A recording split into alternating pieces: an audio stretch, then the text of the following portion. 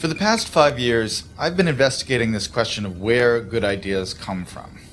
It's the kind of problem I think all of us are intrinsically interested in. We want to be more creative, we want to come up with better ideas, we want our organizations to be more innovative. I've looked at this problem from an environmental perspective. What are the spaces that have historically led to unusual rates of creativity and innovation? And what I've found in all of these systems, there are these recurring patterns that you see again and again that are crucial to creating environments that are unusually innovative. One pattern I call the slow hunch, that breakthrough ideas almost never come in a moment of great insight, in a sudden stroke of inspiration. Most important ideas take a long time to evolve, and they spend a long time dormant in the background. It isn't until the idea has had 2 or 3 years, sometimes 10 or 20 years to mature, that it suddenly becomes accessible to you and useful to you in a certain way. And this is partially because good ideas normally come from the collision between smaller hunches, so that they form something bigger than themselves. So you see a lot in the history of innovation, cases of someone who has half of an idea. There's a great story about the invention of the World Wide Web and Tim Berners-Lee. This is a project that Berners-Lee worked on for 10 years. But when he started, he didn't have a full vision for this new medium he was going to invent. He started working on one project as a side project to help him organize his own data. He scrapped that after a couple years, and he started working on another thing. And only after about 10 years did the full vision of the World Wide Web come into being. That is, more often than not, how ideas happen. They need time to incubate, and they spend a lot of time in this partial hunch form. The other thing that's important when you think about ideas this way is that when ideas take form in this hunch state, they need to collide with other hunches. Oftentimes, the thing that turns a hunch into a real breakthrough is another hunch that's lurking in somebody else's mind. And you have to figure out a way to create systems that allow those hunches to come together and turn into something bigger than the sum of their parts. That's why, for instance, the coffee house in the Age of the Enlightenment, or the Parisian salons of modernism, were such engines of creativity, because they created a space where ideas could mingle and swap and create new forms. When you look at the problem of innovation from this perspective, it sheds a lot of important light on the debate we've been having recently about what the internet is doing to our brains. Are we getting overwhelmed with an always connected, multitasking lifestyle? And is that going to lead to less sophisticated thoughts as we move away from the slower, deeper, contemplative state of reading, for instance? Obviously, I'm a big fan of reading, but I think it's important to remember that the great driver of scientific innovation and technological innovation has been the historic increase in connectivity and our ability to reach out and exchange ideas with other people, and to borrow other people's hunches and combine them with our hunches and turn them into something new. That really has, I think, been, more than anything else, the primary engine of creativity and innovation over the last 600 or 700 years. And so yes, it's true we're more distracted. But what has happened that is really miraculous and marvelous over the last 15 years is that we have so many new ways to connect and so many new ways to reach out and find other people who have that missing piece that will complete the idea we're working on, or to stumble serendipitously across some amazing new piece of information that we can use to build and improve our own ideas. That's the real lesson of where good ideas come from, that chance favors the connected mind. So good morning and welcome, everybody. So chance favors the connected minds, and today is all about connecting minds. My name is Kelly McQuillen. I'm the Executive Director for Primary Healthcare and Specialist Services at the Ministry of Health. I'm also a member of the General Practice Services Committee, the co-chair of Specialist Services Committee with my colleague Ken Seathram, and most relevant to today, the co-chair of Shared Care Committee with my colleague from the BCMA, Dr. Gordon Hogue. So welcome to today. I think we're going to have a great day. And on behalf of the Shared Care Steering Committee, we'd like to welcome you all to Collaboration in Action, showcasing shared care in BC. We have a few goals for today. Hopefully they're going to come up on the slide. We're here to celebrate our accomplishments and build on what we've achieved so far. And I think we've achieved a lot. We're going to go deep in terms of profiling the work of Shared Care Committee and really get to know our 6 primary initiatives. We'll identify the barriers and the gateways to collaboration And we'll cross-pollinate and generate new ideas to advance our shared care work and find out how we can all get involved and how we can involve others in the province. So our title today, Collaboration in Action, Showcasing Shared Care. We have an engaging and interactive agenda designed to help us achieve the objectives that I just went over and to get the most out of our time today. But first, we're pleased this morning to have representatives of two organizations who are pivotal in establishing shared care. The first is the BC Medical Association, and I'd like to ask Dr. Shelley Ross to come up to the stage, the president of the British Columbia Medical Association, and she's going to say a few words of welcome.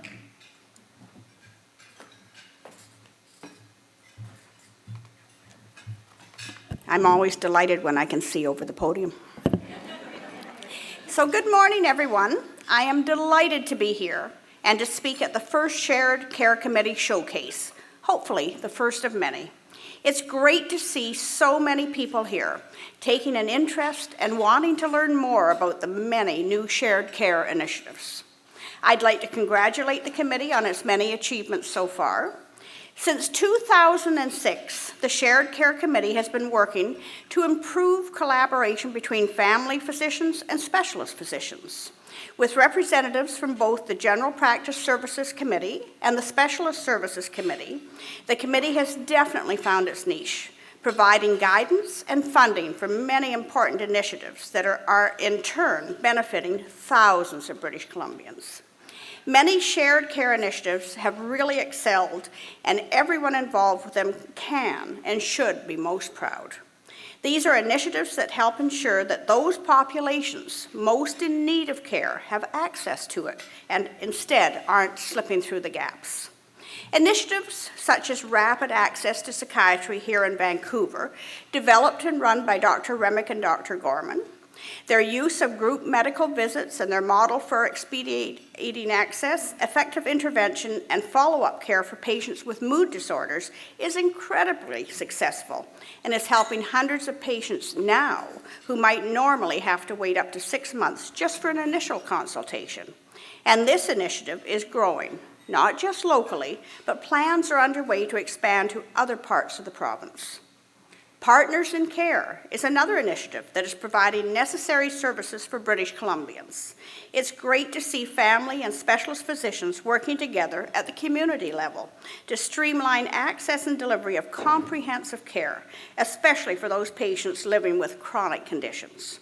To date, more than 1,500 family physicians and 125 specialist physicians are participating. I'm looking forward to seeing the success of the Youth Transitions Initiative. It's tough enough for young people today to move from the safety of regulated life in high school, with its before and after school activities and organized sports, to the less regimented adult world. But when you add in the complication of a chronic disease or two, the pressures are compounded for an already vulnerable population. With nearly 1,700 young people making this transition each year, too many could potentially fall through the cracks. There are a number of great initiatives that I've not mentioned: polypharmacy, Tele Dermatology, transitions in care, the committee's work in the development of PSP modules, and the physician leadership funding and scholarship it provides. Each is an important part of the Shared Care Committee and the work it does. The Shared Care Committee is the junction from where all shared work emanates. As we have learned in working with the many programs of the GPSC and the SSC, good work doesn't occur in silos. Good work, and in our case, good patient outcomes, results when we team up to achieve the same goal. I look forward to today's discussions and the good work and future projects of this committee. Thank you.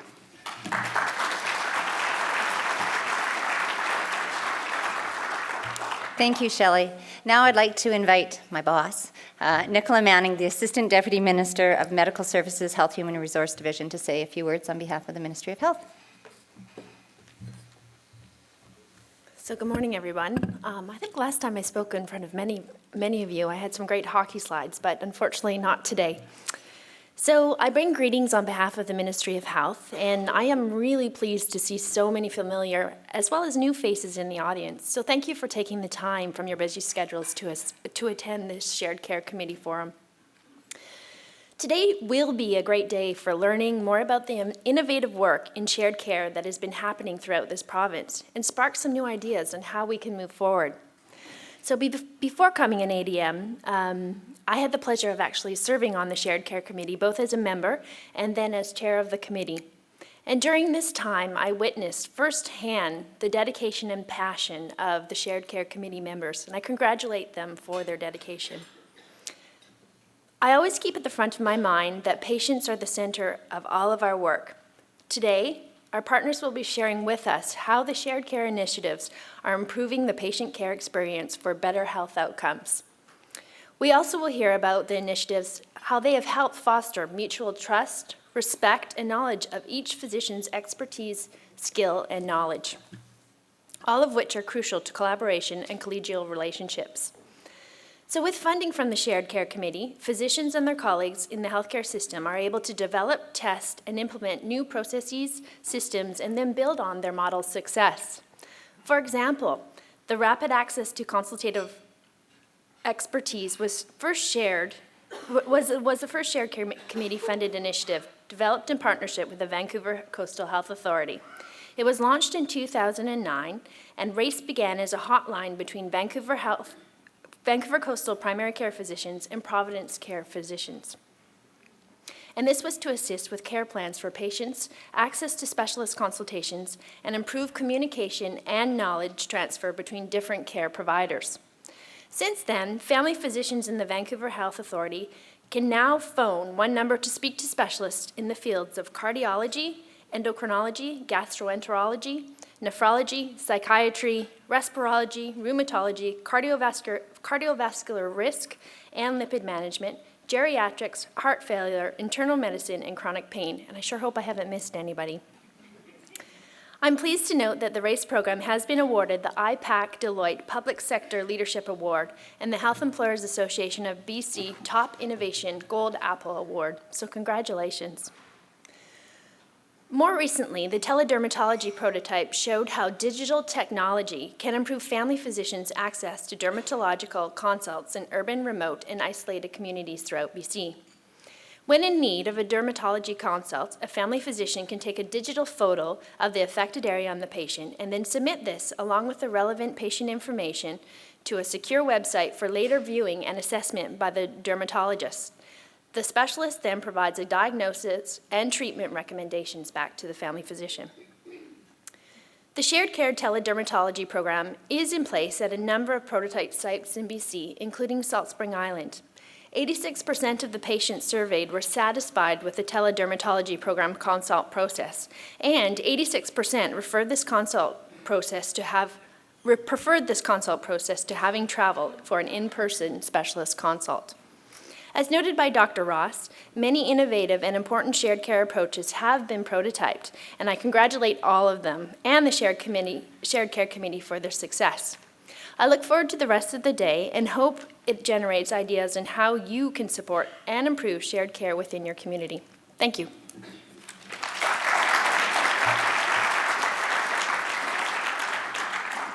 Thank you, Nichola.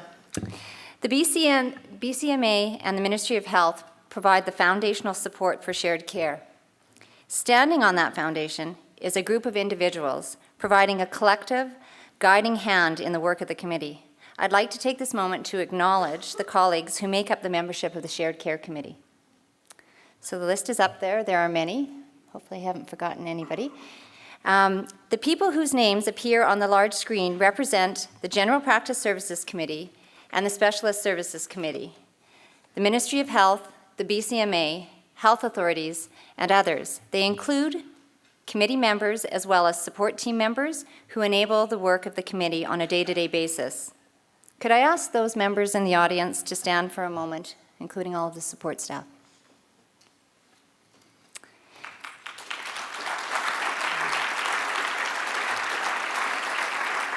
So that everybody here might be able to see, and you can look for these individuals throughout the day. You saw who stood up there, so hopefully you'll connect with them during lunch and the nutrition breaks. If you have questions or are looking to engage with the Shared Care Committee, you can track any of these individuals down. There, I've just put you on notice, everybody. People will be asking you all kinds of questions. We won't get to eat. We start the day by introducing the notion of good ideas and where they come from. But as we all know, good ideas by themselves are not enough. In order for ideas to launch, gain momentum, achieve traction, succeed, and sustain, there has to be more. Will to do what it takes for improvement, ideas for change that lead to improvement, a framework to execute that improvement. And finally, there has to be inspired leadership, as well as another key ingredient. If you've learned a lot about leadership and making a movement, then let's watch a movement happen start to finish in under 3 minutes and dissect some lessons. First, of course, a leader needs the guts to stand alone and look ridiculous. But what he's doing is so simple, it's almost instructional.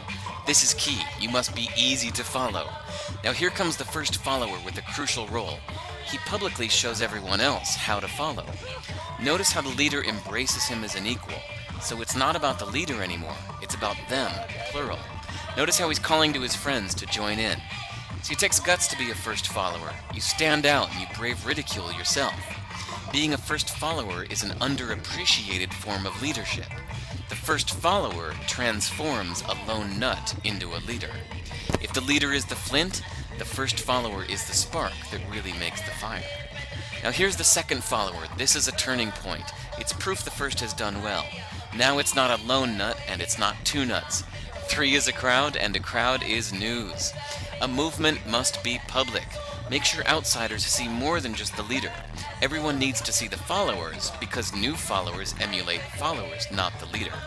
Now here come 2 more people, then 3 more immediately. Now we've got momentum. This is the tipping point, and now we have a movement. As more people jump in, it's no longer risky. If they were on the fence before, there's no reason not to join in now. They won't stand out, they won't be ridiculed, and they will be part of the in crowd if they hurry. And over the next minute, you'll see the rest who prefer to stay part of the crowd, because eventually they'd be ridiculed for not joining. And ladies and gentlemen, that is how a movement is made. So let's recap what we've learned. If you are a version of the shirtless dancing guy, all alone, remember the importance of nurturing your first few followers as equals, making everything clearly about the movement, not you. Be public, be easy to follow. But the biggest lesson here, did you catch it? Leadership is overglorified. Yes, it started with the shirtless guy, and he'll get all the credit, but you saw what really happened. It was the first follower that transformed a lone nut into a leader. There's no movement without the first follower. See, we're told that we all need to be leaders, but that would be really ineffective. The best way to make a movement, if you really care, is to courageously follow and show others how to follow.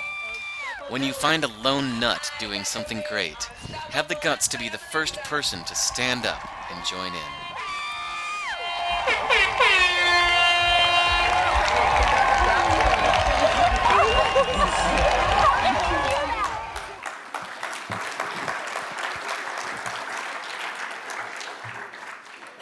So I'm not going to ask all the lone nuts and the followers to stand up, but I am going to say we need leaders, followers, and great ideas, and we have them in abundance here today.